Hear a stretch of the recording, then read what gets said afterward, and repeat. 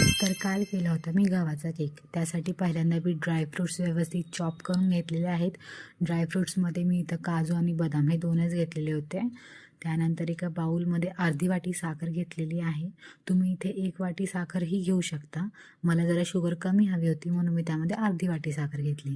मग वरतून थोडंसं गरम दूध ॲड केले आणि व्यवस्थित त्याला फेटून घेतलेलं आहे. फेटून घेतल्यानंतर मग त्याच्यामध्ये 2 वाटी गव्हाचं पीठ घेतलेलं आहे.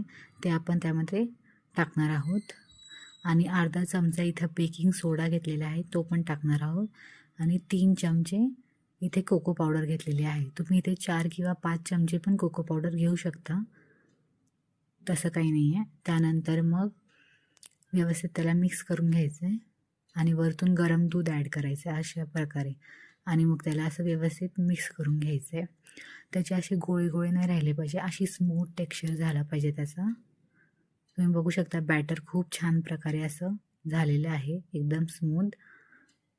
आता एका बाऊलमध्ये आपण पहिल्यांदा तूप घालणार आहोत. व्यवस्थित तूप सगळीकडे आपण लावून घेणार आहोत, जेणेकरून केक चिटकणार नाही बाऊलला.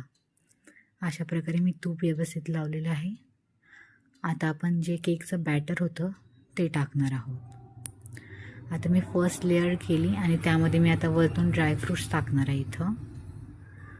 जर तुमच्याकडे काही फ्रूट्स अवेलेबल असतील, बनाना, ॲपल किंवा अजून काही, तर तुम्ही इथे वरतून इथे मध्ये टाकू शकता. माझ्याकडे काही अवेलेबल नव्हतं म्हणून मी फक्त ड्रायफ्रूट्सच टाकले आहेत इथे. त्यानंतर मग दुसरी लेअर आपण त्यात हे करणार आहोत. दुसरी लेअर व्यवस्थित कवर करायचं आहे सगळ्या बाजूनी.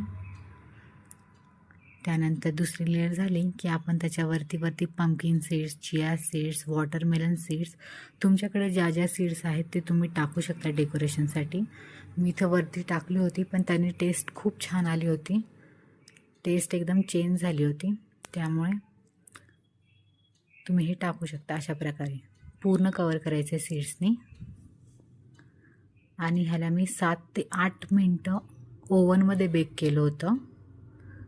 इथं मी 8 मिनटाचा टायमर लावला होता बेकिंगसाठी.